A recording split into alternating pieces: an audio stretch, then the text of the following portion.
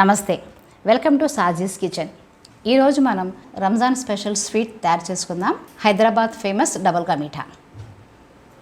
ఈ స్వీట్ని ఎక్కువగా హైదరాబాద్లో మ్యారేజెస్లో కంపల్సరీగా సర్వ్ చేస్తుంటారు. దీనికోసం నేను ఒక ఫుల్ బ్రెడ్ని తీసుకున్నాను. ఇందులో 11 స్లైస్లు ఉన్నాయి.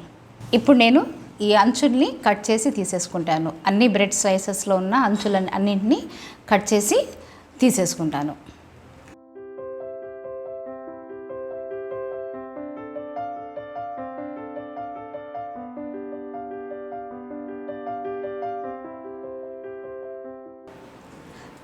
ఇలాగే మిగతా పీసెస్ని కూడా నేను కట్ చేసి తీసేసుకుంటాను. ఇప్పుడు ఇలా అంచులన్నీ కట్ చేసిన తర్వాత ఈ బ్రెడ్ స్లైడ్ని 4 పీసెస్గా కట్ చేసుకోవాలి.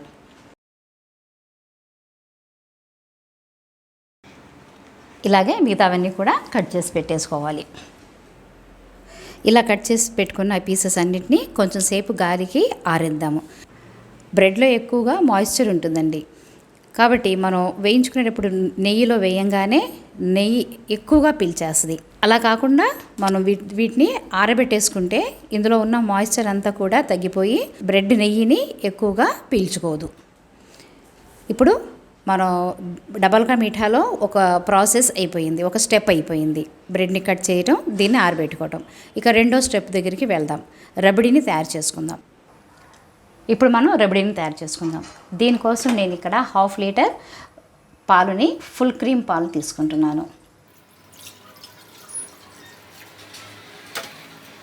ఫ్లేమ్ని హైలో పెట్టి మనం ఒక పొంగు వచ్చేంత వరకు వేడి చేసుకుందాం. రబడీని మనం హై ఫ్లేమ్లోనే పెట్టుకొని చేసుకోవాలి. ఎందుకంటే మనం తీసుకున్న 1/2 లీటర్ పాలు మొత్తం కూడా 1/3 వరకు వచ్చేసేలాగా చేసుకోవాలి, థిక్గా చేసుకోవాలి. కాబట్టి హై ఫ్లేమ్లోనే చేసుకుందాం. పాలు పొంగుతున్నప్పుడు ఇలా అంచులకి ఇలా మీగడ పేరుకుపోతూ ఉంటుందండి. ఈ అంచుల నుంచి మీగడని క్లీన్ చేసుకుంటూ పాలల్లో కలిపేసుకోవాలి. దీన్ని ఇలా తిప్పుతూనే ఉండాలండి. కొంచెం సేపు కూడా ఆపకండి. ఆపితే అడుగు అంటుకుపోతుంది. అప్పుడు రబడీ మనకి కరెక్ట్గా రాదు, మన డిష్ కూడా టేస్ట్గా ఉండదు. అందుకని కొంచెం ఓపిక్గా రబడీని తయారు చేసుకోవడానికి దాదాపుగా ఒక 40 నిమిషాల వరకు పడుతుంది మనకు టైము. చాలా ఓపిక్గా దీన్ని తిప్పుకుంటూనే ఉండండి. ఈ అంచుల నుంచి క్లీన్ చేసుకుంటూ తిప్పుకుంటూ దీన్ని రెడ్యూస్ చేసుకోవాలి పాలని. ఒకవేళ మీకు రబడీ కావాలంటే మార్కెట్లో రెడీమేడ్గా దొరుకుద్దండి. అన్ని పాల బూత్స్లో దొరుకుతుంది రెడీమేడ్గా. కొన్నిసార్లు అదంతా క్లీన్గా ఉండదు, కొంచెం అంత టేస్ట్గా కూడా ఉండదు. కాబట్టి మీకు ఓపిక ఉంటే కనుక ఇంట్లోనే చేసుకుంటే మనం మంచి రబడీని చేసుకొని మన స్వీట్స్ తయారు చేసుకోవడానికి వాడుకోవచ్చు. చూసారా, మన రబడీ థిక్ అయిపోతుంది. ఇప్పుడు ఈ స్టేజ్లో మనం పంచదారని కూడా వేసేసుకుందాం. ఇక్కడ నేను 200 గ్రాముల పంచదారని తీసుకుంటున్నాను. ఇది కూడా ఇందులో వేసేసుకుంటాను.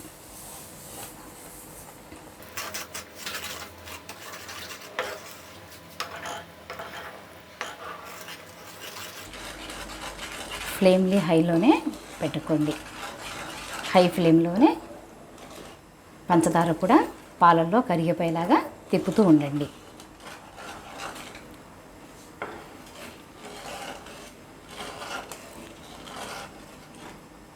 రబడీ చేసుకునేటప్పుడు మీరు దగ్గరే ఉండండి. కొంచెం సేపు కూడా దీన్ని వదిలిపెట్టి వెళ్ళొద్దు. వెళ్ళారంటే రబడీ అంచుల నుంచి మాడిపోవటమో లేదా అడుగు పట్టుకోవటమో జరుగుతుంది. దీన్ని తయారు చేసుకునేటప్పుడు చాలా జాగ్రత్తగా చేసుకోవాలి. చాలా ఓపికగా జాగ్రత్తగా చేసుకుంటేనే మనకి మంచి రబడీ వస్తుంది. ఇప్పుడు పంచదార కరిగిపోయింది. ఫ్లేమ్ని మనం లో టు మీడియం పెట్టేసుకుందాం. లో టు మీడియంలో దీన్ని ఇంకా థిక్ చేసుకుందాం.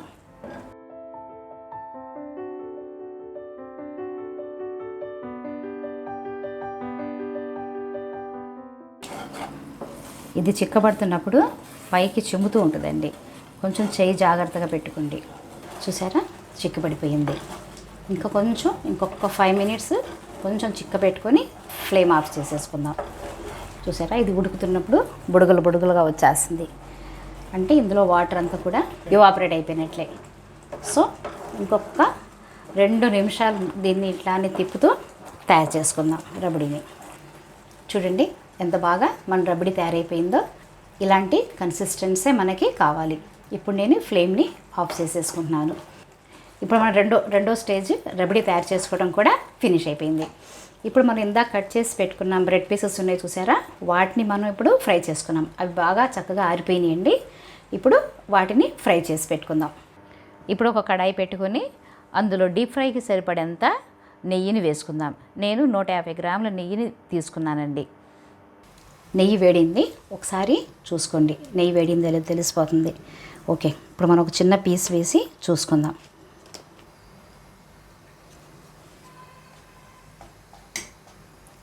ఓకే, మంచి గోల్డెన్ కలర్లో వచ్చేంత వరకు వీటిని ఫ్రై చేసుకుందాం.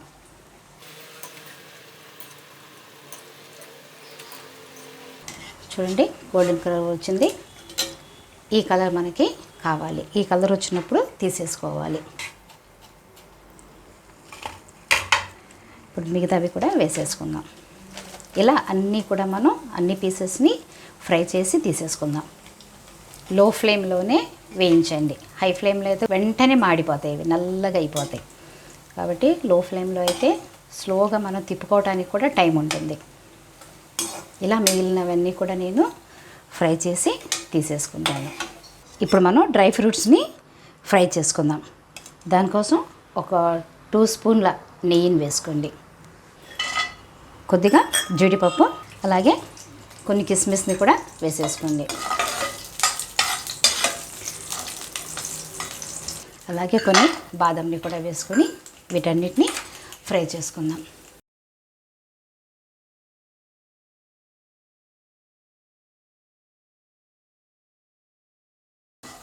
ఓకే, ఫ్రై అయిపోయినాయి. వీటిని నేను ఇప్పుడు తీసేసుకుంటున్నాను. 2 స్టెప్పులు కంప్లీట్ అయిపోయినాయండి. ఇప్పుడు 3వ స్టెప్ అయిన షుగర్ సిరప్ని తయారు చేసుకుందాం. ఒక బ్రెడ్కి 400 గ్రాముల షుగర్ పడుతుంది. నేను 200 గ్రాముల షుగర్ని రబడీలో వాడుకున్నాను. మిగతా 200 గ్రాముల షుగర్ తోటి షుగర్ సిరప్ని తయారు చేసుకుంటున్నాను. షుగర్ని నేను ఈ కప్పుతో తీసుకున్నాను, 1 కప్పు. అలాగే ఇదే కప్పుతోటి 1/2 కప్పు వాటర్ని కూడా యాడ్ చేసుకొని షుగర్ సిరప్ని తయారు చేసుకుంటాను.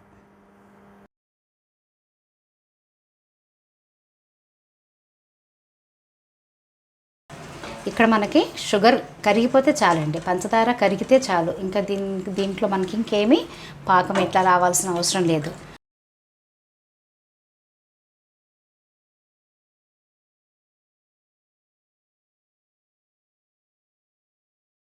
ఇలా పొంగుతున్నప్పుడు మనం ఇందులో యాలకుల పొడిని వేసేసుకుందాం.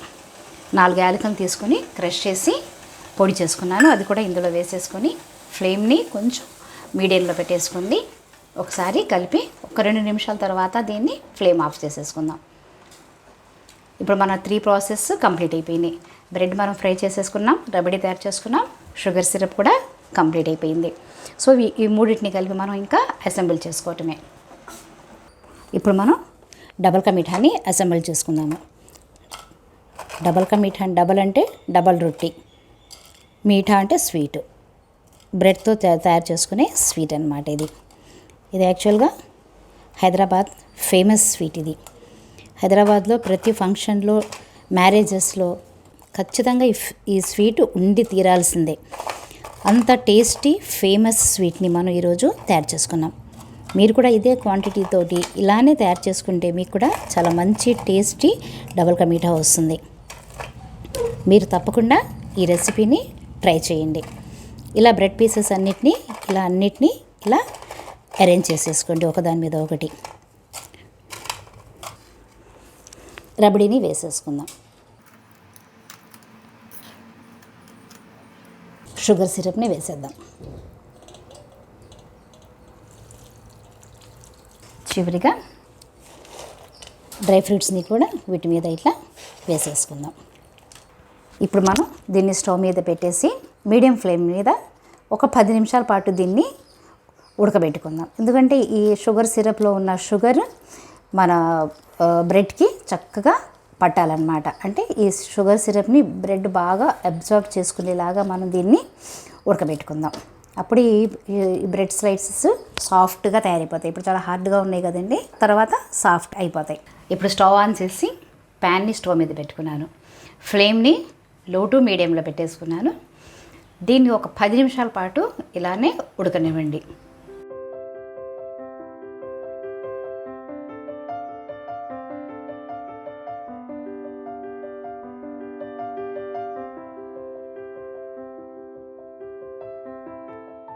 పది నిమిషాలు అయిపోయినాయి. ఎంత చక్కగా మనం ఇందులో ఉన్న షుగర్ సిరప్ అంతా కూడా ఈ బ్రెడ్ పీసెస్ పీల్ చేసుకొని మెత్తగా అయిపోయినాయి. సో ఇప్పుడు మనం ఫ్లేమ్ని ఆఫ్ చేసేసుకుందాం. దీన్ని ఇట్లా వేడివేడిగా సర్వ్ చేసుకున్నా చాలా టేస్ట్గా ఉంటుంది, లేదా ఫ్రిడ్జ్లో పెట్టుకుని సర్వ్ చేసుకున్నా ఇంకా టేస్ట్గా ఉంటుంది. చూసారా ఎంత బాగుందో, ఎంత టేస్టీగా కనిపిస్తుందో.